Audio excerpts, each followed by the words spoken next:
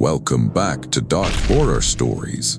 In today's episode, I'm sharing 9 true disturbing stories from midnight shifts. These are tales of people who ventured into late-night workplaces, empty lots, and sleeping towns and found something they were never meant to see. Make sure to hit that like and subscribe button and let me know where you're watching from in the comments. Story 1. The gas station off Route 6 always smelled like old fryer oil and wintergreen gum.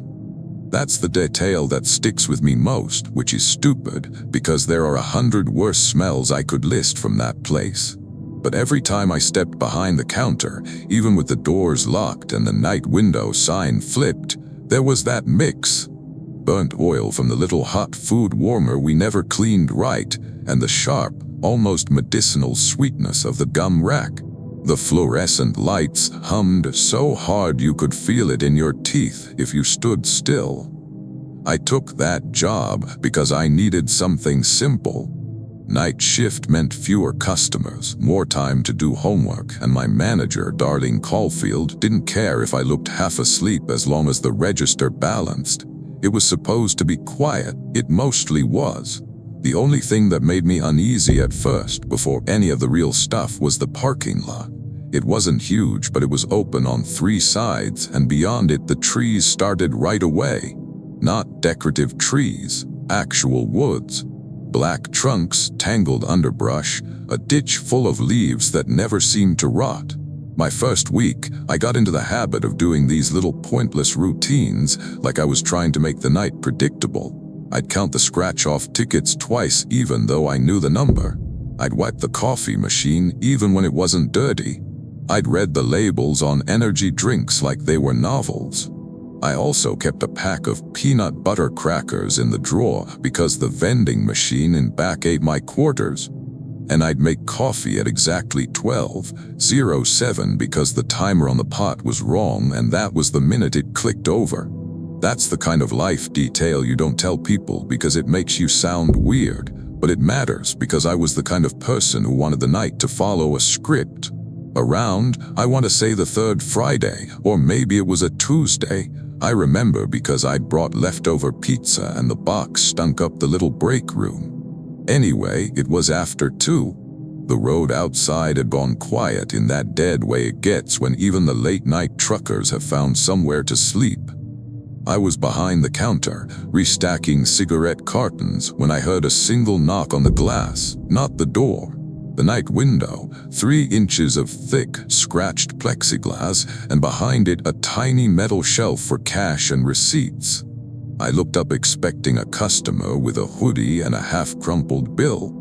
Instead, there was nothing right away, just the reflection of my face, pale in the fluorescent lights.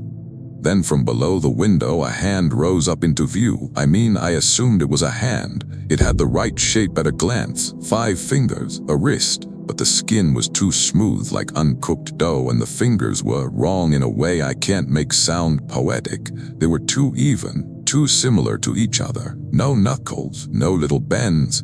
Like someone had made a hand from memory but never actually held one. I didn't move at first, not because I was brave, because my brain did that thing where it tries to make it normal. Maybe it was a person with gloves, maybe it was frost on the glass making it look weird, maybe my eyes were tired and I was seeing it wrong. The hand tapped the window once, soft, almost polite. I leaned forward, still telling myself it was nothing, and hit the intercom button. "Can I help you?" There was a pause, like whoever it was had to think about the concept of answering. Then the speaker crackled, and I heard my own voice say, "Can I help you?" Same tone.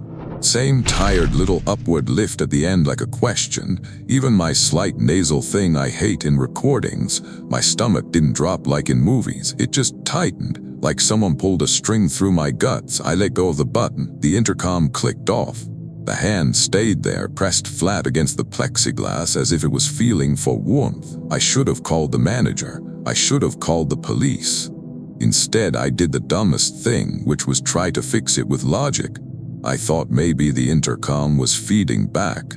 Maybe a truck radio outside was picking up my frequency and bouncing it back. We were near a highway. Weird stuff happened with signals, so I pressed the button again and forced my voice to be casual. "What do you need?" "A beat." Then my voice again, but quieter this time, like it had leaned toward the speaker. "What do you need?" I stepped back from the counter. My chair scraped the tile and the sound seemed huge. The hand didn't flinch, it didn't even shift its pressure. That's when I noticed something else. There was no fog on the glass, no breath. It was cold outside, cold enough that the edges of the window usually frosted a little. But the glass in front of that thing stayed clear. I told myself it was because the heater inside was running, because the plexiglass was thick, because physics. I was stacking excuses like sandbags and the water was already over my ankles. The hand slid down slowly, leaving nothing behind. No smudge, no print, no moisture. It just lowered out of view like it sank. I waited for footsteps, for the crunch of gravel, for the sound of a car door. Nothing. Then, from the darkness beyond the parking lot lights, I saw movement at the edge of the trees. Not fast. Not like an animal darting. More like a person stepping out from behind a curtain, except the curtain was branches.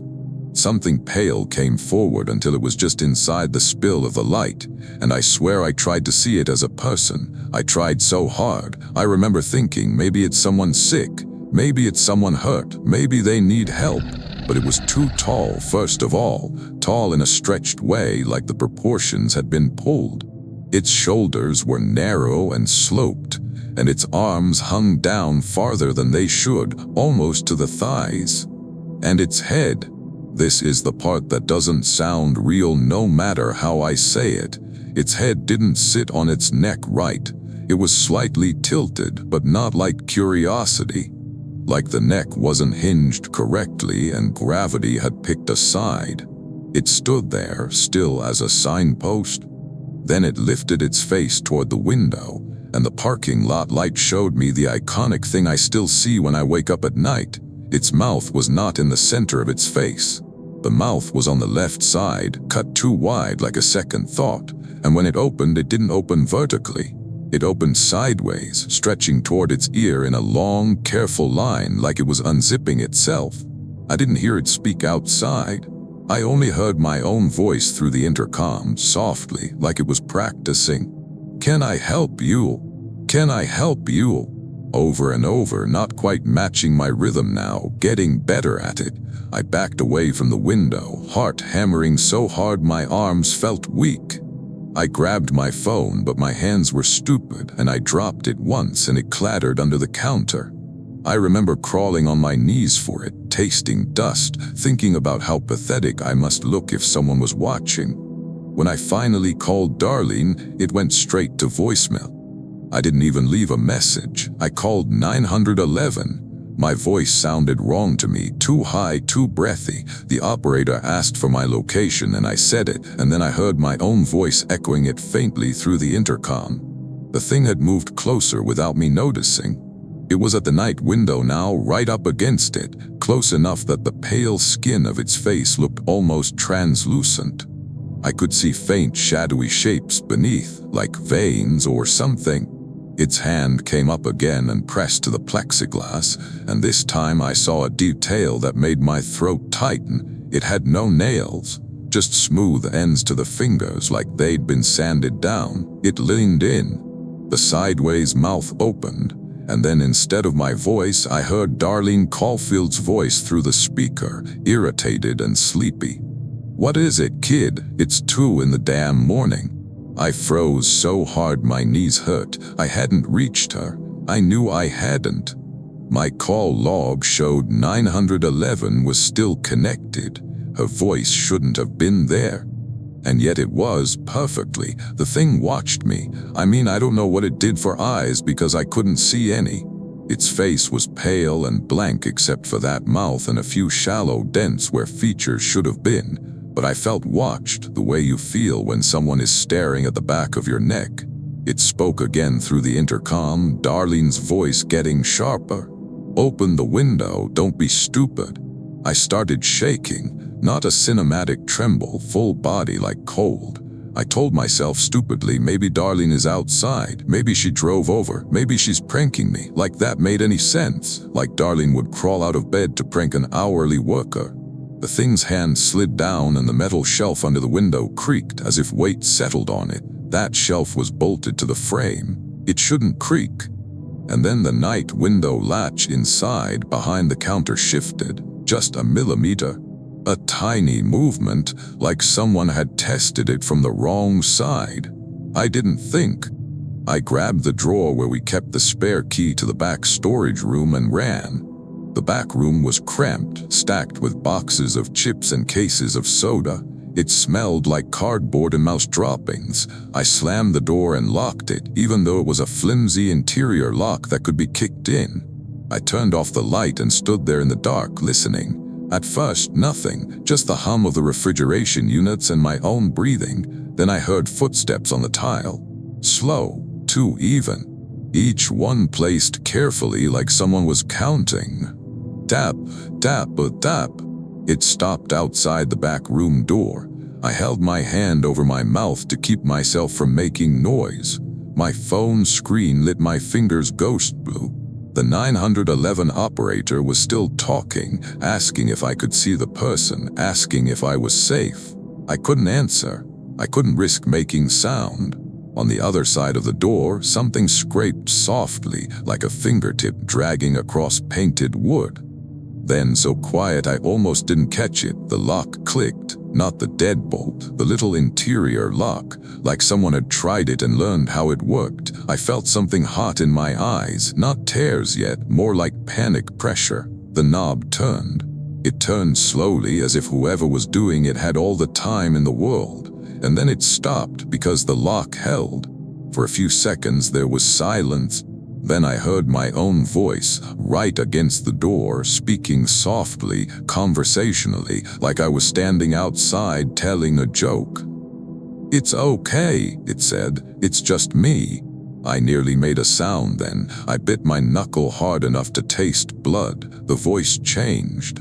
It became my mother's voice, not calling my name like in cheesy horror, just talking like she was in the kitchen while I did homework. "You working again?" she asked gently. "You don't have to be so stubborn." My mom was alive at the time, which made it worse, because it wasn't even pulling from grief. It was pulling from somewhere else. I started to think I understood what it was doing, learning me, trying on voices like coats, and then I realized I didn't understand anything at all, because understanding implied rules and there were none. The footsteps moved away. Tap, tap, tap. I waited, crouched between soda cases, muscles burning until my legs went numb. When the police finally arrived, 2 officers' names I honestly don't remember. They found me still locked in the back, phone dead, throat raw from breathing through my teeth. They walked the building, checked the lot, shined their flashlights into the tree line. They found nothing. They asked if I'd been using anything, if I'd fallen asleep, if someone had tried to rob me. I kept trying to explain the intercom, the voices, the window latch moving. Even as I said it out loud, I heard how it sounded, like a story. Darlene came in around 6, furious and then embarrassed, and then, when she saw my face, quiet. She replayed the security footage. We watched together in the office, coffee in hand, like we were 2 people about to laugh at my overreaction. The footage showed me at the counter, the hand at the window, barely visible in the grainy black and white, but there. Then me backing away, then running. But here's the problem. When the thing supposedly moved closer, when it lined in, when the voices changed, the camera didn't pick it up right. You could see the parking lot, you could see the trees, you could see the empty space where it stood, and yet the night window shelf dipped slightly as if something heavy had leaned on it. That was the first time Darlene stopped breathing for a second. After the officers left, after daylight settled in and the world tried to pretend everything was normal, I went back out to lock up the trash dumpster. I didn't want to. Darlene made me, in that half-apologetic boss way. Behind the dumpster in the damp gravel where no one walked, there was a single impression like a footprint.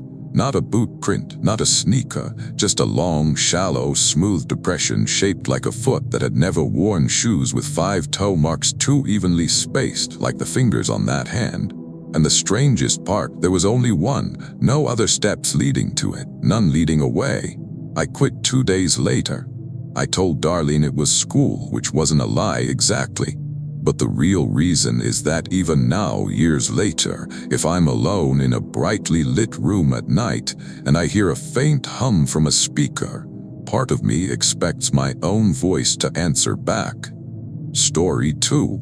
The bakery shift started at midnight because the bread had to be cooling by sunrise, and the ovens were old enough that you couldn't rush them. They groaned when they heated, like the building was waking up and resenting it. The place sat in a half-dead strip mall outside a town that got bypassed by the new highway, and at night the parking lot lights flickered like they were thinking about quitting too. I took the job because my roommate moved out unexpectedly and I couldn't cover rent alone. The manager, Harlan Voss, paid cash for overnight help, no questions, no payroll delays. I didn't love that detail, but I loved being able to keep my apartment. I told myself it was fine. A lot of places did things under the table. Before anything happened, the nights had their own little rhythm. I'd show up with my hair still damp from a rushed shower. I'd put my phone on top of the flour bins because the counter was always sticky. I'd change into an apron that smelled faintly like yeast and bleach. I'd eat one of the ugly cookies we weren't allowed to sell, the ones with lopsided chocolate chunks. I'd listen to a local radio station that only played classic rock and used the same 3 commercials. And I'd always forget to bring a pen, so I'd steal one from the front register cup. Harlan would be there the first hour, showing me what to do, then he'd disappear into the little office to do paperwork, which really meant napping on the couch, I think. I didn't care, I liked the quiet. The building felt empty in a way that wasn't scary yet, more like being on stage after everyone's gone home. The weirdness started small, like most things. It was the sink at first. The back sink would run a thin trickle of water on its own, just a thread of sound. When I turned it off, it would stop.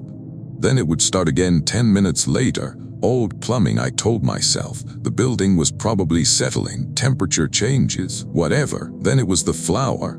I'd come back from the walk-in fridge and find a dusting of flour on the floor that I hadn't spilled. Not a big mess, more like someone had taken a pinch and sifted it deliberately in a line. I'd sweep it up, annoyed, thinking maybe Harlan had been sleepwalking or something. The line always started near the ovens and ended at the back door. One night I followed it with my eyes and felt my mouth go dry because the line didn't end at the back door. It ended at the wall next to it. Not a doorway, not a crack, just painted cinder block. I stood there, broom in hand, staring, and my rational brain did this frantic inventory. Maybe there's a hidden access panel. Maybe the line is just messy sweeping from last shift. Maybe I'm overthinking flour. I touched the wall, cold, solid. When I turned back around, the line of flour was no longer a line. It looked like a handprint had been pressed into it, dragging sideways, 5 streaks, too long, too neat. I actually laughed, like a nervous little what the hell laugh, because that's what you do when something is off but you don't want to admit it. I went to wake Harlan. I knocked on the office door, no answer. I cracked it open and saw him on the couch, facing the wall, blanket over his head. He shifted like he heard me but didn't lift the blanket. I didn't push it. I went back to work, telling myself I'd finish the batch and leave early if I had to. It was only flour. It was only a sink. It was only a weird draft. The first time I felt like I wasn't alone, it was because of the proofing cabinets. Those cabinets were basically warm boxes where the dough sat and rose. They had glass doors so you could check the trays. They were always a little fogged from humidity. I liked that, honestly. It made the kitchen feel alive. I was loading trays when I saw movement behind the fogged glass of the cabinet that was already closed. Not a reflection, not my own shadow, something inside shifting. I froze, then immediately tried to explain it. The dough rises, it expands, it could move. Air bubbles could pop, heat could warp the glass. Then, through the fog, a shape pressed forward from the inside like a face being pushed against plastic. Only it wasn't a face in the normal sense. The glass bulged outward a little, just a little, and a smooth oval shape flattened against it. No nose, no mouth, just the suggestion of a head, and beneath it, two long indentations like where eyes would be if someone had drawn them with their thumbs. I stepped back so fast I hit the metal rack behind me. The shape withdrew, leaving the fog to resettle. I stood there, breathing shallow, telling myself it was the heat. Telling myself I was overtired, telling myself maybe I'd seen Harlan's reflection somehow. Then the cabinet door handle turned from the inside. It didn't fling open, it tested the latch. Twist, stop, twist, stop. I grabbed the nearest thing I could, an aluminum baking sheet, because that's what was on the counter, and held it like a shield, which is ridiculous, but I didn't have a plan. My mind kept wanting to make it human. If it's human, there's an explanation. If it's not, there is. The cabinet went still. The sink started running again. A thin trickle like laughter you can't quite place. I backed toward the front of the bakery, toward the doors, thinking I could just leave. Let the dough burn. Let the ovens run. I didn't care. But when I got to the front, the glass doors were wrong. They were fogged from the inside. The entire front doors, both panes, were filmed over in a thin mist as if someone had breathed on them for a long time. And in the center of that fog, there was a message written with a fingertip. Not words, not letters, just a spiral drawn over and over, tightening inward like someone trying to draw a hole. I stared at it and something in my chest tightened because I realized the spiral wasn't random. It matched the motion of kneading dough. The circular press, fold, turn. Press, fold, turn. I remember thinking, stupidly, it's learning. I didn't want it to learn. I turned back toward the kitchen and saw the proofing cabinet door open. Not all the way, just enough to show darkness inside, and from that darkness something slid out onto the tile, slow, careful, like it was testing gravity. It looked like a human arm at first, pale and dusted with flour. That would have been bad enough. But the elbow bent the wrong way, not broken, just built wrong, like the joint had been installed backward. The forearm extended, too long, and the hand at the end had fingers pressed together like a mitten until it spread them apart one by one, remembering separation. I made a sound. I didn't mean to. It came out like a hiccup. The arm froze midair, then withdrew as fast as a snake, vanishing back into the cabinet. I didn't wait for it to come out again. My escape wasn't heroic. I didn't fight. I didn't outsmart it. I grabbed my phone from the flour bins and ran for the back door, because it was the only exit not covered in fog messages. The back door was one of those heavy metal ones with the push bar. I slammed into it and it didn't open. For one horrible second I thought it was locked, and my brain flashed a calm, detached thought, so this is how it goes. Then I realized my hands were on the wrong part. I was pushing above the bar. My hands were shaking so badly I couldn't coordinate. I shoved the bar and the door finally burst open into the cold night air. I ran across the empty lot, shoes slipping on ice patches. I didn't look back until I reached my car. When I did, the bakery's front doors were still fogged. The spiral was still there, glowing faintly under the interior lights, but something else was there too. Inside, pressed against the glass from the other side, were 4 pale ovals at different heights, like heads stacked behind each other, all leaning forward to watch me. No faces, just smooth shapes. I fumbled my keys, got the door open, got in. The engine didn't start the first time. Of course it didn't. I whispered at it like it could hear me. Come on, please. It started on the second try. I drove until I found a 24-hour diner with lights and people and the normal clatter of plates. I sat in a booth and drank coffee that tasted like burnt pennies and tried not to shake.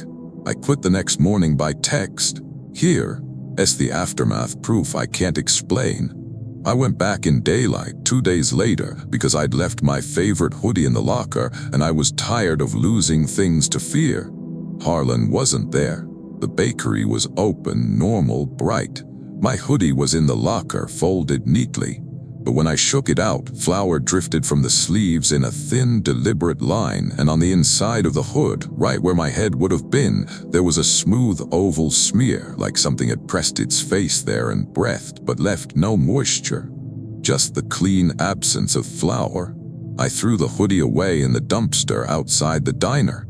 I still sometimes knead dough at home and catch myself doing it slower, like I'm trying not to teach the motion to the air. Story 3. Night security at a self-storage facility is mostly boredom with a uniform on. The kind of boredom that makes you hyper-aware of tiny sounds, the pop of the soda machine, the far-off bark of a dog, the way a flagpole chain taps in the wind. The place I worked sat out past the last streetlights, where the town thinned into fields and then into nothing. Rows of metal doors, all identical, all hiding whatever people didn't want in their homes anymore. I took that job during a rough patch. My girlfriend Ainsley Marlowe had moved out, and I couldn't stand being in the apartment alone at night. The irony of choosing an isolated midnight shift isn't lost on me now. But at the time it felt better to be alone somewhere with a purpose, like loneliness with a paycheck. Before anything happened, I had my little comforts. I kept a cheap space heater under the desk because the office HVAC was a joke. I ate gummy worms until my stomach felt sour. I watched terrible fishing videos on my phone with the sound off. I had this old thermos that made coffee taste like metal. And I always did a full loop around the units at 1:00 a.m. because the cameras had blind spots and management acted like that was my fault. The first strange thing I noticed was a unit door slightly open. Unit C14, I think, or C12. The number blurs because I've tried not to think about it too hard, but I remember the row. It was the far row where the lights were dimmer and the gravel was deeper. Storage doors have these corrugated ridges, and when they're shut you can tell by the way the latch sits. This one was off by just enough to make my skin prickle, like a mouth not fully closed. I told myself someone forgot to lock it. That happens. People are careless. I was going to close it and leave a note. But when I got closer, I smelled something that didn't belong, wet soil, like fresh dug dirt, not moldy storage smell, real earth. I shined my flashlight into the gap. Inside was darkness and the vague outline of boxes, and then deeper in the beam hit something pale on the floor. At first I thought it was packing foam or a tarp. Then it moved, not like an animal scurrying. It lifted slowly like a sheet being pulled upward. It was hair. Long, pale hair, the color of old straw, spread across the concrete floor like someone had been lying there. I stepped back and immediately scolded myself. It could be a wig. People store costumes. People store weird stuff. People store mannequins. I'd seen it. I cleared my throat, another dumb human reflex, and called out, "Hello, security." No answer. But from inside the unit, something made a sound that wasn't quite breathing and wasn't quite a whisper. More like the soft drag of a finger across paper. I raised the flashlight higher and caught the outline of a figure crouched in the back, partially hidden behind stacked plastic bins. It was crouched too low, like it didn't know how tall it was. Its knees were up near its chest, arms wrapped around them. And then it unfolded. I'm not exaggerating for effect. It unfolded like a camping chair being opened, joint by joint clicking into place. It rose until its head almost brushed the unit ceiling. It shouldn't have fit. Its spine bent in a smooth arc to accommodate the low roof, as if bones were optional. The hair hung like curtains, hiding its face. I couldn't see features, and maybe that was a mercy because my imagination filled in too much. I stepped back again and my boot hit a loose rock. The rock skittered across the gravel with that tiny, loud sound. The figure's head turned toward it, not toward me, toward the sound. That's what made me realize it was listening in a way I didn't understand. Then, still inside the unit, it extended one arm and placed its hand on the inner wall, palm flat. The corrugated metal of the storage unit wall bowed outward slightly under the pressure, as if the hand was heavier than it should be. It drew its hand down the wall slowly, and the metal made a sound like someone drawing a nail down a chalkboard, only lower, like the building itself was groaning. I was frozen, trying to decide if I should run, if I should shout, if I should do anything. My rational brain kept looking for the normal explanation: squatter, drug addict, someone in crisis, call the police, don't escalate. Then it did the thing that erased the last of my rational options. It stepped forward into the light and the hair parted just enough for me to see its face, except it didn't have a face the way we mean it. Where eyes should have been was a smooth, shallow bowl of skin, like someone had pressed 2 thumbs into clay and then smoothed it over again. No sockets, no lids, just depressions, and in the center of its head, dead center, was a single vertical slit closed like a seam. The slit opened slowly and the sound it made was wet and soft, like tape being peeled. Inside the slit was not teeth, not tongue, just darkness and a faint, rhythmic clicking sound like tiny bones tapping together. I did not wait for it to step out. I turned and ran back toward the office, gravel spraying behind me. I didn't run in a straight line either, which I know sounds calculated, but it was. I just zigzagged because my legs wanted to. Behind me, I heard the storage unit door roll up the rest of the way, metal clattering as if someone shoved it hard. Then I heard something else, something that made my skin crawl in a way that's hard to describe. I heard the sound of bare feet on gravel, not crunching like normal.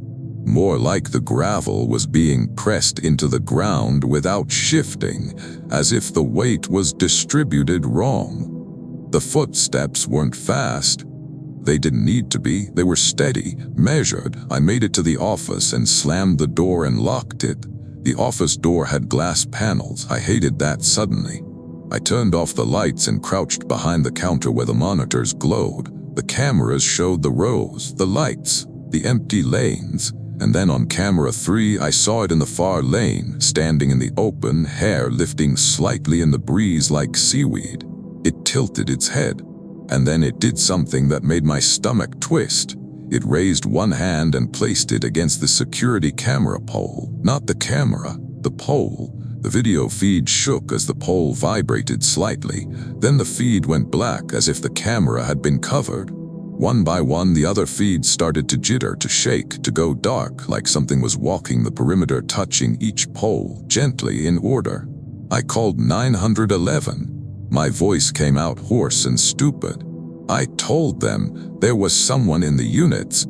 I couldn't bring myself to describe it properly because I didn't want to hear myself say it. While I waited, I listened. A bare footstep stopped outside the office. Something tapped on the glass, not hard, just enough to make the glass ping softly. Then a sound like fingernails or something pretending to be fingernails dragged downward. I stayed crouched, breathing shallow, staring at the crack under the office door like it might suddenly fill with shadow. The tapping stopped. Silence for a few seconds. Then the office mail slot, this little metal flap we used for drop payments, clicked open from the outside. A pale finger slid through. It moved slowly, feeling the air, brushing the edge of the slot like it was curious about the shape. Then the finger hooked downward and pulled. The flap bent, squealed, and then snapped open wider than it should have. I remember a bizarre thought: that's not how metal bends. Metal doesn't bend like that.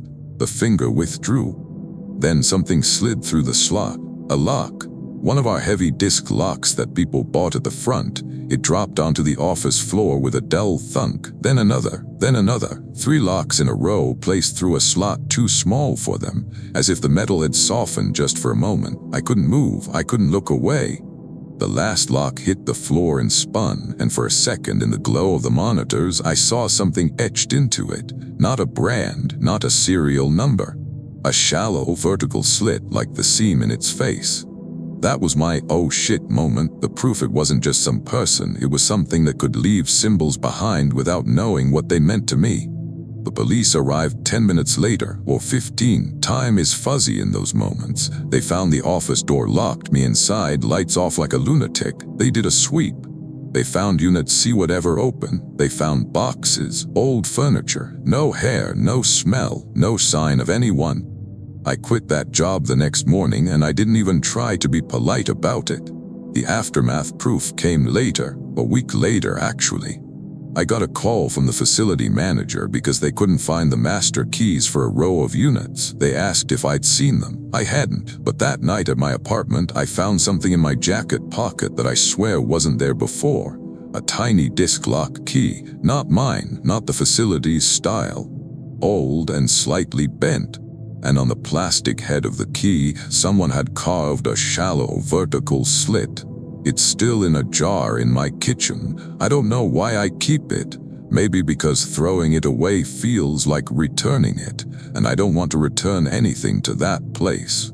Story 4. There's a specific kind of quiet that settles over an assisted living facility after midnight. Not peaceful, more like the building is holding its breath. The hallways are dim.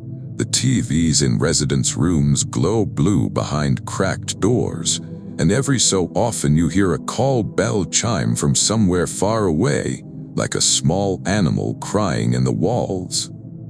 I worked overnight maintenance for a place called Briar Glen because I was good with my hands and bad at saying no to extra hours.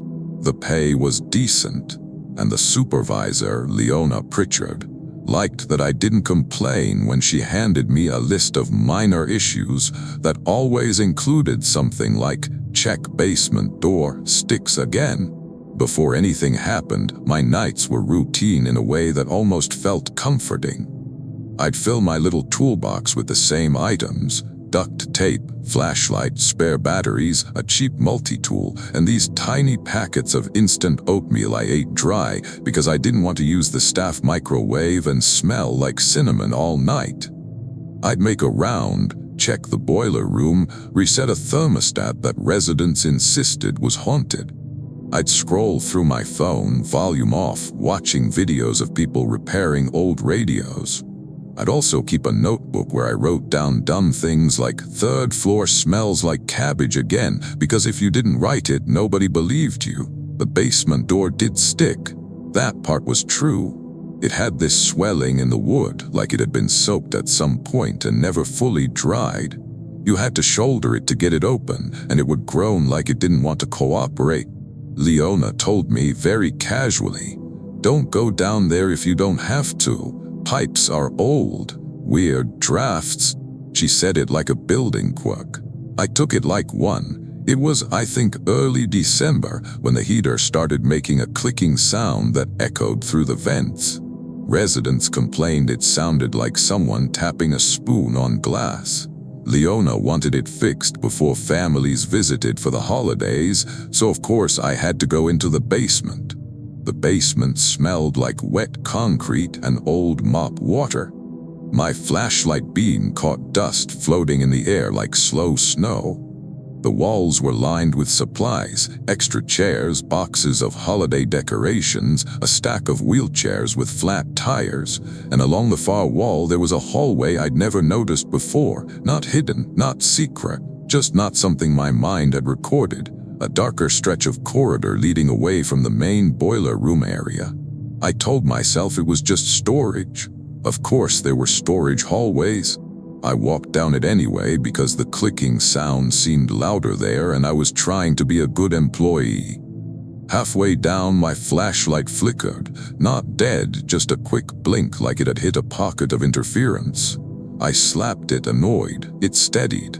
Then I heard it, the clicking, not from the pipes, from ahead. Click, click, click. Too regular, too deliberate. I stopped and listened, and my brain did its rational thing. It could be a loose pipe, a valve, a drip, a rat chewing something. Then my flashlight beam landed on a line of small objects on the floor. Teeth. Not a pile, not scattered, a neat line of teeth, tiny and human, spaced evenly across the concrete like someone had laid them out for measurement. My mouth went dry. I stared, and I could have sworn for a second that one of them twitched, like it rolled slightly on its own. I backed up a step and tried to laugh it off in my head. Dental training kits exist. Residents lose teeth. Maybe someone dropped them.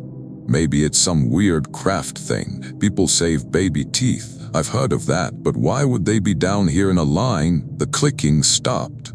In the silence, I realized I could hear breathing, not mine. A soft inhale-exhale, like someone breathing through a narrow gap. The corridor ahead was darker than it should have been. My light didn't seem to penetrate it fully, like the air itself was thick. I took one more step forward because I'm an idiot and because part of me wanted to prove to myself it was nothing. That's when the teeth line shifted. All at once they rotated, each tooth turning so the roots pointed toward me like little arrows. I swear to you I didn't touch them. My boot was still a foot away. I backed up fast, heart banging, and my flashlight beam jumped upward, catching something on the wall to my right. Scratches. Fresh, shallow grooves like someone had dragged something sharp along the painted cinder block. But what made my stomach twist was the height. The scratches started near the ceiling, like whatever made them had reached up there without stretching. The clicking started again, closer now, and it didn't sound like pipes anymore. It sounded like someone tapping teeth together. Click, click, click. I turned to run, and the basement door at the end of the hallway, the one I'd come through, was no longer open. It was shut. I hadn't heard it close. I told myself it must have swung shut on its own. Drafts, swelling wood, gravity. I sprinted toward it anyway, boots slipping on the damp concrete. I hit it with my shoulder and it didn't move. The latch held. Behind me the clicking grew faster. I didn't turn around. I couldn't, because I knew if I did I'd see something I couldn't unsee. I fumbled for my radio. "Leona," I hissed, trying to keep my voice down like that mattered. "The basement door's stuck. I need someone to open it." Static, then Leona's voice, sleepy and annoyed. "What are you doing down there? I told you." Her voice cut out mid-sentence. Then, through the radio, I heard my own voice say, perfectly calm, "What are you doing down there?" My hands went numb. I looked at the radio like it had betrayed me. The clicking stopped. Silence. Then from behind me a voice spoke, quiet, close, conversational, as if someone leaned in near my ear. "Maintenance," it said, in a tone that wasn't quite mocking but wasn't quite human either. I turned then. I couldn't help it. At the end of the hallway where the darkness thickened, something was standing half in shadow. It was shaped like a person in the same way a coat on a hanger is shaped like a person. Wrong proportions. Too straight in some places, too bent in others. And its head was a smooth oval, like a blank mask, except the mouth was missing entirely. Instead, along its throat and down its chest, there were rows of tiny teeth embedded in the skin, like a zipper made of molars. They clicked together as it breathed. That was the iconic thing for me. Teeth where breathing should be. A mouth that wasn't on the face because the whole body was the mouth. I didn't think. I grabbed the closest thing, one of the wheelchairs stacked nearby, and shoved it into the hallway like a barricade. The wheelchair clattered and tipped, metal screeching. The thing didn't rush. Stepped forward slowly, teeth clicking, clicking, clicking. I ran to the boiler room and found an emergency exit I'd never used. It had a push bar. I slammed it and it opened into an outdoor stairwell that smelled like cold iron. I ran up those stairs 2 at a time, lungs burning, hands shaking so badly I nearly missed the final door. When I burst into the main hallway upstairs, the warm air hit me like a slap.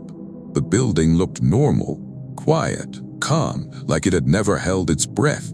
Leona found me a few minutes later. She looked at my face and didn't ask many questions. She just said, "You're done for the night." I didn't argue. The aftermath proof came the next day when I went back in daylight with another maintenance guy named Javed Ansari, because I wasn't going to be the crazy overnight guy without at least checking the door. The basement door opened fine. Smooth, no sticking, no swelling. But on the inside of the door, on the wood itself, there were small tooth marks, dozens of them, pressed into the grain in a neat row, like someone had tested the hardness of the wood with their teeth. Jave touched them and went quiet. He didn't joke, he didn't brush it off. I quit the next week. Sometimes, when I'm half asleep, I catch myself listening to the house settle at night, and every little click makes me think of teeth. Story 5. The overnight shift at the mountain fire lookout was supposed to be a cakewalk. That's what the ranger office told me anyway. Late season, low risk, mostly just monitoring lightning strikes and calling in anything suspicious. The lookout itself was a little box on top of a ridge, perched above miles of dark trees. During the day it was gorgeous, blue haze, hawks circling, distant peaks like teeth on the horizon. At night, it felt like being pinned to the top of a needle. I took the assignment because I wanted to be alone. Not in a depressed way. More like I needed quiet to reset. I'd been working seasonal gigs non-stop and my brain felt like static. So when they offered me 2 weeks of nights up there, I said yes before I could think too hard. Before anything happened, my routine was small and dumb. I'd hang my jacket on the same nail. I'd make ramen and complain to myself about the sodium. I'd keep a headlamp around my neck even when I didn't need it. I'd read a paperback with the spine cracked from being in my backpack too long. I'd also, for no reason, tap the window with my fingernail every hour like it was a ritual to prove the glass was still there. The lookout had windows on all sides. That's the point. You can see everything, but you can't see what's directly beneath you. Around 1:30 one night, maybe later because my watch battery was dying, I noticed something odd. The radio was picking up a faint voice on an unused channel. Not words, just the cadence of speech, like someone talking into a mic without pressing the button. I told myself it was interference, weather, old equipment. Then I heard my name, not over the radio, outside, a soft call from the dark woods below the ridge, too far away to be normal but too clear to ignore. I went still, pen hovering over my logbook. I wasn't scared yet, more confused and annoyed, like someone had interrupted my focus. I told myself it was another ranger hiking up, or a lost camper. People did dumb things. I leaned out the window and called, "Hello." Silence, then my name again, closer. I didn't want to go outside, I didn't, but there's this stupid part of you that wants to be helpful, wants to be the competent person in the story, not the one who hides in a box. So I grabbed my flashlight and stepped out onto the catwalk that wraps around the lookout. The air was so cold it felt like breathing through cloth. The stars were sharp. The trees below were a mass of black. I swept the beam across the slope. Nothing. Then, from directly underneath the catwalk, something spoke, right under my feet. My name whispered up through the boards. I jerked back so hard I hit the railing. My brain scrambled for logic. Maybe someone climbed up and was hanging beneath the platform. Maybe there's a bear. Maybe sound carries weird. I aimed the flashlight straight down between the slats. The beam caught movement, something pale shifting in the shadows under the platform. A shoulder. A human shoulder, bare, streaked with dirt. An arm reaching up between the support beams, fingers curling over the wood. It should have been impossible for someone to be under there without making noise, without climbing equipment, without me seeing them approach. The hand held on and the fingers flexed as if testing grip. Then a second hand appeared, gripping a different beam. Then a head rose slowly into the light, not fully. Just enough for me to see the top of it, like someone peeking. It had hair, dark, wet-looking hair that hung in ropes, but the scalp beneath was too pale and the head shape was wrong, too narrow, too long. And then it did the one thing that made my whole body go hot with panic. It smiled up at me, not with teeth, with the absence of them. Its mouth opened wide and inside was smooth pink flesh, like gums without teeth, like a baby's mouth, except the opening was too big for the face. It whispered my name again, delighted, like it had found something it had been looking for. That was my iconic moment. A mouth built for calling names, not for eating. I ran back inside and slammed the door, locking it with shaking hands. I turned off the lights and crouched under the window line like that would help. Outside, the boards creaked, slow footsteps on the catwalk circling the lookout. The voice drifted around the windows, sometimes from one side, sometimes from another, never quite matching the direction it should have been. It didn't bang, it didn't rage. It just kept whispering my name like a lullaby. I called the ranger station. Static. I tried again. Static. I checked the radio. The unused channel still had that faint talking cadence, like someone murmuring into it. Then the voice outside changed. It started using words, simple ones.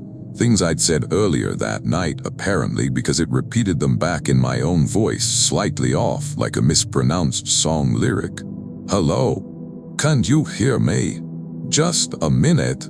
I stayed crouched, hands over my ears, trying to breathe quietly. The footsteps stopped. Silence thick as snow. Then from below, under the floor, there was a slow scraping sound like fingernails on wood, not on the catwalk, under me, like it was moving along the underside of the lookout, crawling where I couldn't see, feeling for a way in. I didn't sleep. I sat with my back against the wall, clutching my flashlight like a weapon, watching the gray creep of dawn through the windows. When the sun finally rose, the woods looked normal again. Birds started up. Wind moved through the branches. I went outside, exhausted, eyes gritty, and looked under the platform. Nothing. No dirt, no hair, no marks. I almost convinced myself it was a stress hallucination until I saw the aftermath proof. On the underside of the catwalk boards, visible only when the sun hit at the right angle, there were fresh scratches, dozens running parallel, as if something had dragged itself along the wood, searching. And stuck in one of those scratches, caught like a splinter, was a single strand of dark, wet hair. I left that assignment early, told them I had food poisoning. Sometimes when I'm in bed and the house creaks, I still imagine something smiling up from beneath the floorboards, whispering my name like it owns it. Story 6. The overnight janitor shift at the closed elementary school was supposed to be easy money. The district kept the building, maintained, even though they'd shut it down 2 years earlier when enrollment dropped. That meant waxing floors no one walked on and emptying trash cans that had been empty since the last class photo. The school sat at the edge of town where the streetlights ended, backed up against a line of woods that kids used to call the bad trees because they made weird shadows at recess. I grew up not far from there, so the building felt familiar in a way that was almost comforting, like a place you could walk through in the dark and still know where you were. I took the job because I needed cash fast, and because the contractor, Selini Ibarra, paid weekly and didn't care if I worked with headphones in as long as the floors shined. Before anything happened, I did all the normal, pointless stuff. I brought a thermos of chamomile tea that would make me a calmer person. I kept a little bottle of hand lotion because the cleaning chemicals dried my skin out. I wore the same B-top sneakers because the wax made everything slippery. I also, for reasons I can't explain, always paused by the trophy case to look at the faded sports photos, even though I didn't recognize anyone. The first unsettling thing was the smell, not mold, not bleach, not dead animal. Chalk, like fresh chalk dust, that dry mineral smell that takes you straight back to being a kid. The weird part was that the school didn't have chalkboards anymore. They de-replaced them with whiteboards years ago. There shouldn't have been chalk anywhere. I told myself maybe it was old residue in the air vents. Maybe I was remembering too hard and my brain supplied the smell. Memory is stupid like that. Then I heard the sound of chalk, a soft scraping, rhythmic, coming from down the main hallway. I froze, mop in hand, listening. Scrape, scrape, scrape. I told myself it was the building settling, pipes shifting, a mouse in the wall, anything. But the sound had pauses, like someone thinking between strokes. I followed it because apparently that's my personality flaw. The sound led me to room 12, which had been my cousin's classroom when she was little. The door was slightly ajar. I pushed it open with the mop handle, expecting to see, I don't know, a raccoon, a trespasser. The room was dark except for moonlight through the windows, and on the whiteboard, written in thick, bright lines, was chalk, not marker, chalk. Big looping letters that said, "Clean UP." I stared at it, heart thudding, and my brain did its rational dance. Someone broke in. Kids prank. Maybe Selene wrote it as a joke. Maybe there's chalk somewhere and I forgot. Then the chalk moved. Not the writing, the chalk itself. A piece of chalk, an actual stub, hovered near the board, and I watched it draw a line downward slowly, like an invisible hand held it. The line wasn't straight. It wobbled, corrected itself, like whoever was drawing was learning how to do it. My knees went weak.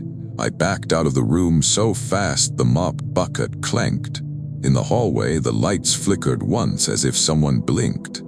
Then over the intercom system, old dusty speakers in the ceiling, I heard a child's voice, not crying, not screaming, just reciting in that sing-song cadence kids use when they're doing something by rote.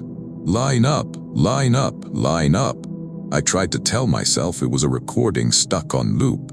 Schools have announcement systems. Maybe someone hit play, maybe Selene left a tape, but then the voice said my name, not my full name, my childhood nickname that only my family used, and it said it wrong, slightly off, like someone reading it from a paper they'd never heard spoken. The hairs on my arms rose. I ran back to the custodial closet where my phone was charging, grabbed it, and tried to call Selene.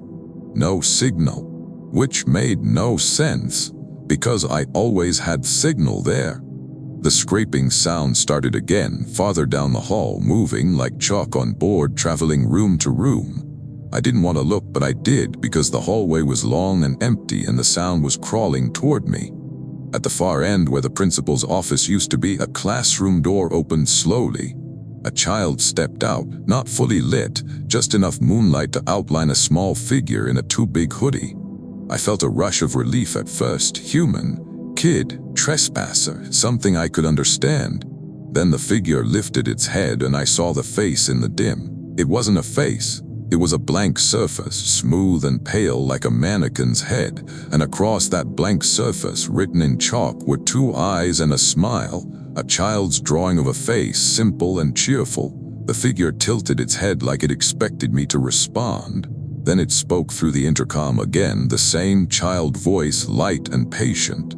"Clean up," it said. "Clean up," it repeated like a song. The chalk-drawn smile on its face widened, not by changing shape, but by more chalk being added quickly, as if an unseen hand scribbled the corners wider while it stood there. That was the iconic moment, watching the expression change because something was drawing it in real time on skin that shouldn't take chalk. I dropped the mop. I backed away, palms up, whispering, "Okay, okay, I'm leaving." The figure took a step forward. Its shoes didn't make sound, then another step. Behind it, more doors began to open, slow creaks echoing in the hallway like yawns. The intercom voice became a chorus, overlapping itself, "Line up, line up, line up," and it started to sound less like a kid and more like a recording played too many times, warping. I ran, not down the hall, toward the side exit by the gym, because my brain chose whatever path felt least like walking toward that blank chalk face. The side exit was chained from the inside. That was new. Or maybe it had always been and I'd never noticed. Either way, the chain rattled as I yanked it, panic rising. Behind me, the scraping sound came fast now, like frantic drawing. I turned and saw chalk marks appearing on the walls, forming arrows pointing toward me. Not painted, not old, fresh chalk, bright in the darkness. I abandoned my stuff.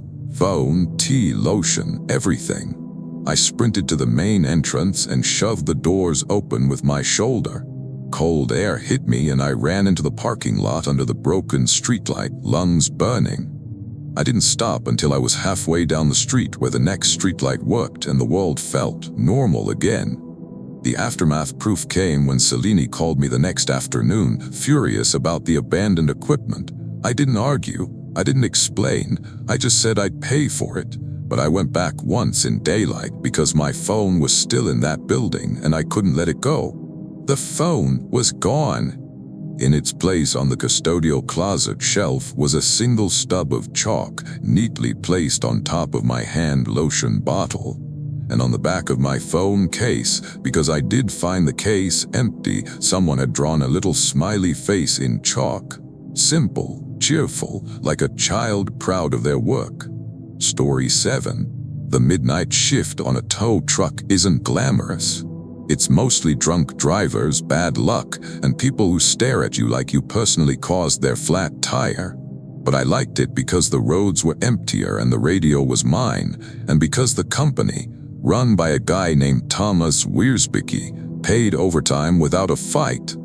The county I worked in had these long stretches of two-lane road that cut through forest and farmland, where your headlights feel like they're carving a tunnel through darkness. At night, the world becomes whatever fits inside that tunnel. Before anything happened, I had my little habits. I kept a bag of sunflower seeds in the cup holder. I chewed the shells even though I shouldn't. I listened to old comedy podcasts that weren't funny anymore. I wore fingerless gloves because the winch cable chewed up my hands, and I kept a cheap Polaroid camera in the glove box because Thomas wanted photo proof of damage for customers, old school, his idea of accountability. Around 2 a.m., dispatch sent me to a spot near Hollow Creek Road for a disabled vehicle. No details, just a pin drop and a number that went to voicemail. I drove out there annoyed, telling myself it was probably someone who fell asleep or got spooked and left their car. It happened more than you'd think. The road narrowed, trees closing in. My headlights hit reflective deer eyes now and then. The radio got fuzzy. I told myself it was just the terrain. The pin led me to a turnout by an old wooden bridge. The creek below was just a black ribbon, and there was a car. A small sedan, lights off, parked crooked like it had rolled to a stop. Driver's door open. No one in sight. I pulled up behind it, hazard lights on, and called out, "Hello?" Because that's what you do even when you don't want an answer. No response. I walked up, flashlight in hand, and the first thing I noticed was the smell inside the car. Not smoke, not gas. Wet dog. Strong, rank wet dog smell like a kennel after rain. I told myself maybe they had a dog with them. Maybe it ran off. Maybe that explained the open door. Then I saw the seats. They were covered in hair. Not pet hair sprinkled around clumps. Thick tufts of grayish hair like someone had sheared an animal inside the car. My stomach tightened. I stepped back, scanning the trees. "Hey," I called again, louder. "Tow truck, you okay?" A rustle came from the creek bank. I swung my flashlight down, expecting a raccoon or a deer. Something stood there at the edge of the water, half in brush. At first glance, it looked like a person hunched over, hands on knees. Then it straightened. It was shaped like a person, but wrong in the way a shadow can be wrong. Its limbs were too thin, too long, and its skin, what I could see of it, was mottled, patchy like shaved dog skin. It turned its head toward my light, and the iconic detail hit me like a punch. It had ears, not human ears.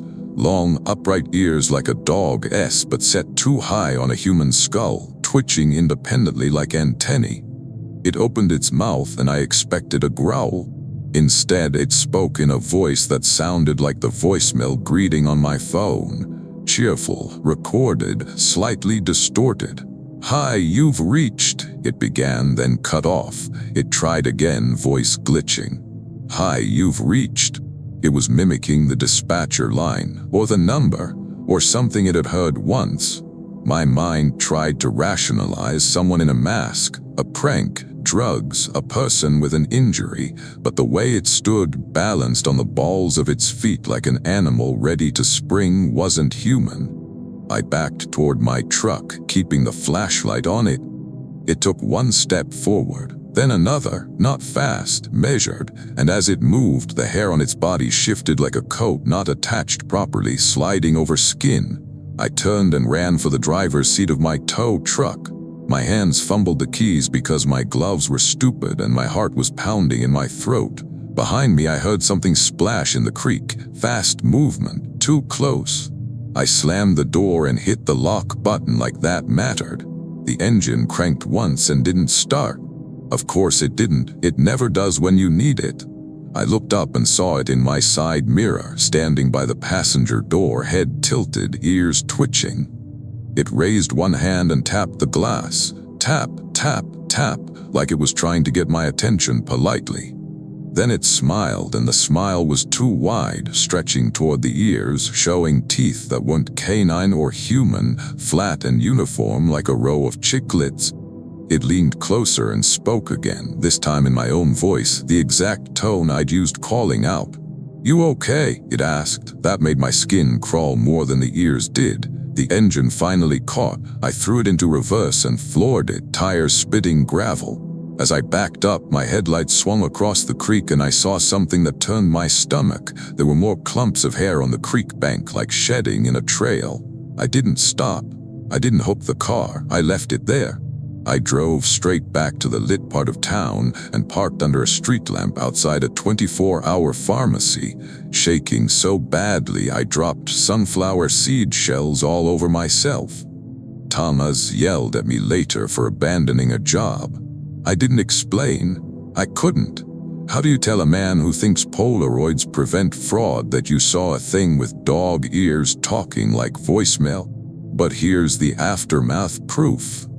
I checked the Polaroid camera the next day because I'd accidentally hit the shutter while fumbling in the truck.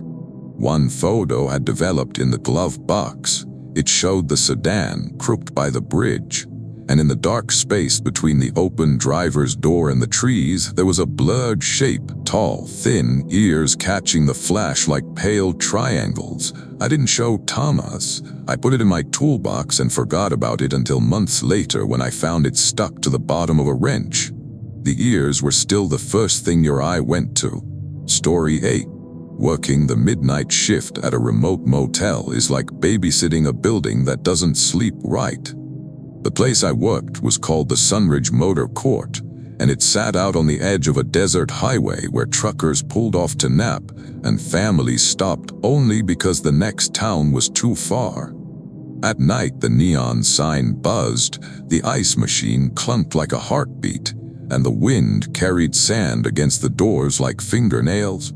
I took that job because my aunt, Noreen Al-Khatib, owned the place and was too proud to admit she needed help. She'd say things like, "It's just checking people in and out, easy." But she also insisted I lock the lobby door after midnight and never, ever walk behind the laundry room alone. She didn't explain why. She didn't have to. The way she said it was enough. Before anything happened, I settled into the routine. I'd drink terrible lobby coffee with powdered creamer that never dissolved. I'd snack on those little hard peppermint candies from a jar by the register. I'd flip through a romance novel left behind in room 7 because I forgot my own book. I'd do laundry while watching the security cameras, folding towels that smelled like bleach and sun. I'd also keep a small fan behind the desk because the air conditioner rattled like it wanted to fall out of the wall. The night it happened, there were only 2 cars in the lot. A semi parked sideways near the far fence and a dusty pickup by room 3. The rest of the rooms were dark. Around 3 a.m., the lobby phone rang. The screen showed room 8. I answered, expecting a complaint. Front desk. Silence, then breathing. Slow, steady, like someone holding the phone too close. I said, "Hello." A pause, then a voice, very soft. "Can you bring me towels?" Normal request. I felt relief so strong it almost annoyed me. "Sure," I said. "How many?" Another pause. Then, 2. The voice sounded wrong, but I couldn't pin it. Not creepy, just slightly off, like someone speaking with their mouth not fully formed around the words. I grabbed 2 towels, slipped my shoes on, and went out into the night. The air was cold and dry. The neon sign buzzed overhead. Sand skittered across the pavement. As I walked past the laundry room, I remembered my aunt's warning and tried to laugh at myself. Old motels have weird noises. People get spooked. That's all. Room 8 was at the far end, near the fence line where the desert started. The window curtains were drawn. The door was shut. I knocked. Towels. Silence. I knocked again. Front desk. No answer. I tried the handle because maybe the lock was broken. It was locked. I stood there holding 2 towels like an idiot, listening. I could hear faint movement inside, like someone shifting weight. Then from inside the room, someone knocked back, not on the door, on the wall beside it. 3 slow knocks. My skin prickled. I told myself maybe someone was messing with me, maybe they were embarrassed, maybe they thought I was at the wrong door. Room 8, I asked. The voice came again, but not through the door. Through the peephole, like the peephole itself spoke. 2, it whispered, and I actually stumbled back. That's not possible, I told myself. Sound doesn't come from a peephole. I'm tired. I'm hearing things. Then the peephole lens turned, not from the inside like someone looking out. The whole metal ring rotated slowly, as if a finger on the outside was twisting it. I stared at it, and in that moment the iconic detail burned itself into my brain. The peephole turned a full half rotation, and inside the glass, instead of an eye, there was a pale fingertip pressed against the lens, flattening slightly as it pushed. A finger where an eye should be. I backed away, heart hammering, and the room's deadbolt clicked from the inside. Then the chain latch rattled. Then the door opened slowly, just a few inches, until the chain caught. A sliver of darkness inside. No light, no face. And from that darkness, something moved forward, pressing against the gap. Not a head, not a shoulder. A long shape that looked like an arm but bent in 2 places where it shouldn't, sliding through the gap like it had no bones. The hand at the end was wrong, too many finger joints, fingers folding over each other like spiders. It reached toward the towels. I dropped them and ran. I ran back toward the lobby, sand slipping under my shoes, lungs burning in the cold air. I didn't look back until I reached the lobby door, slammed it, locked it, and fell behind the desk. On the security camera monitor, I watched Room 8's door. The towels lay on the pavement like pale flags. The door stayed cracked open behind the chain. Then slowly the towels began to move, not dragged like someone pulling them from inside.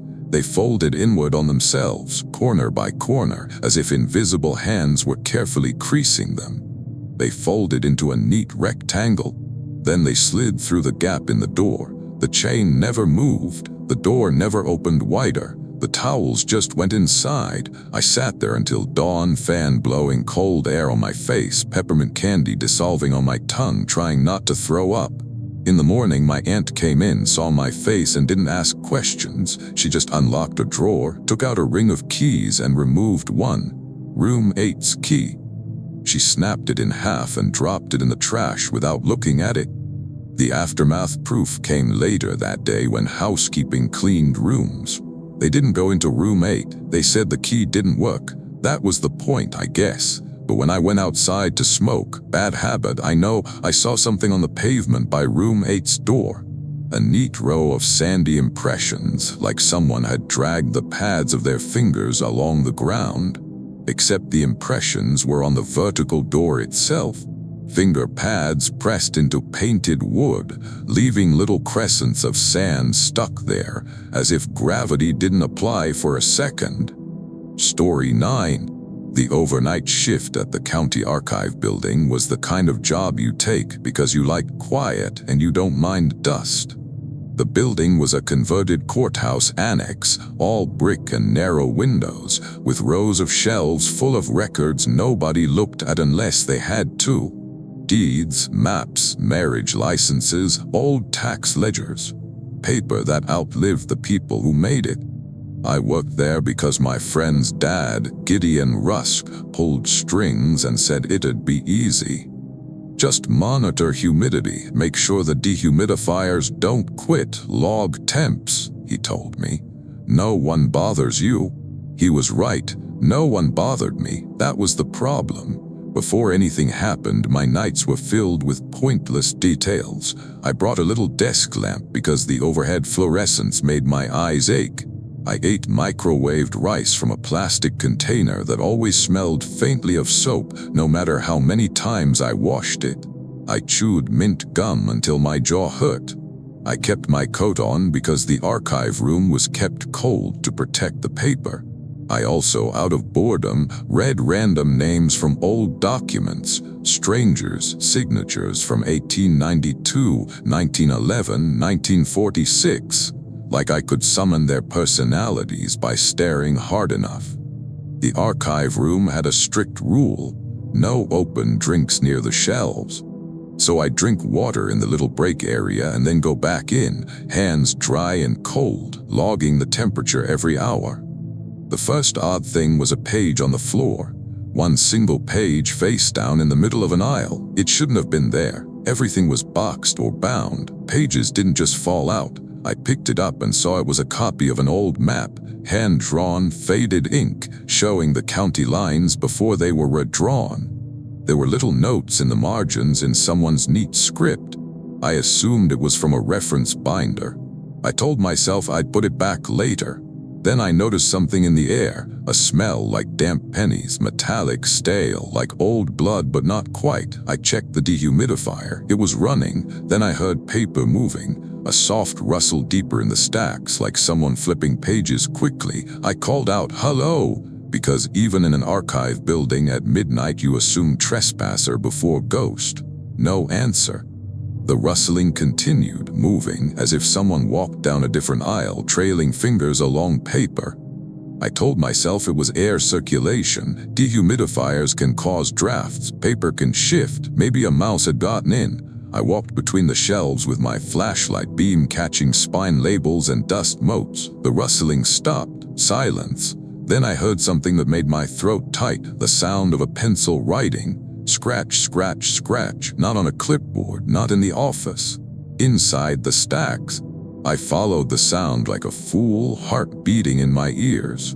It led me to a table tucked into a corner, a work table where researchers sometimes spread documents. On that table was an open ledger I hadn't seen before. Thick, cracked leather cover, pages yellowed, and a pencil lay across it, rolling slightly as if it had just been set down.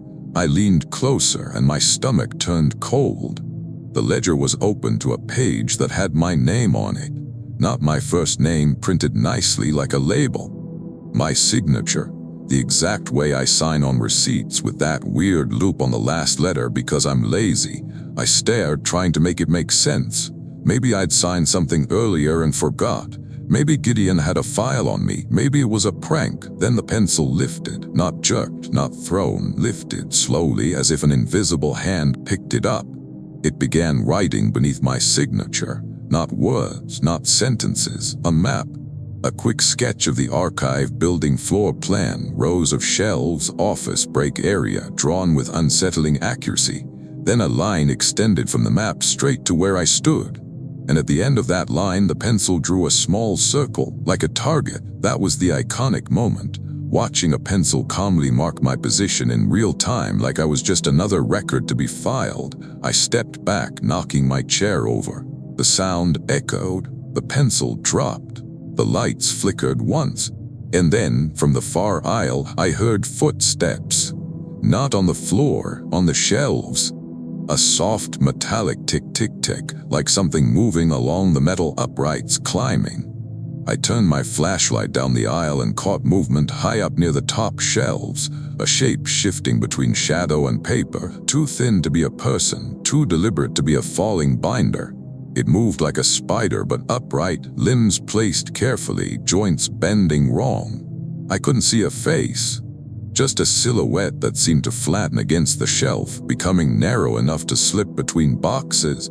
My brain tried to rationalize. A raccoon? Impossible. A person, no ladder, a trick of light. No, I backed away, keeping the light on it. It froze. Then it mimicked the sound of a page turning, perfectly, like it was communicating in paper language. I ran. I didn't even think about dignity. I ran back toward the office door. The office door was locked with a keypad. I punched the code with shaking fingers. Wrong. I punched again. Wrong. My hands were sweaty, slipping. My mind blanked. Behind me, the page turn sound sped up, becoming frantic, like a storm of paper. I punched again and the door finally clicked open. I fell inside and slammed it, locking it behind me. In the office, the air felt warmer, safe for a second. Then the printer on the desk whirred to life. No one had sent a job. No computer was on. It began printing, one page after another, spitting out paper with a dry slap. I stared, horrified, as the pages piled on the floor. Each page was a copy of the floor plan map, and on each one the little circle marking my position moved slightly closer to the office, like something was tracking me in increments. I grabbed my keys and ran out the front entrance, not caring about alarms or rules. The night air hit me and I sprinted to my car, hands shaking so badly I dropped my keys once. I drove home with the heater blasting, eyes stinging from the dry air, heart still pounding. I quit by voicemail. Gideon called me twice. I didn't pick up. The aftermath proof came a week later when I went to my mailbox and found an envelope with no stamp, no return address. Inside was one sheet of paper, a copy of that old county map I'd picked up from the floor, except someone had drawn a new line on it in pencil, a line that didn't match any road or boundary. It traced the route from the archive building to my apartment, and at the end, over my street, was a small circle, just a simple pencil circle, like a target. Thanks for watching. If you enjoyed these stories, hit that like button and subscribe for more. Let me know in the comments which story unsettled you most, and share this with your friends who love a good scare. Until next time, stay safe out there.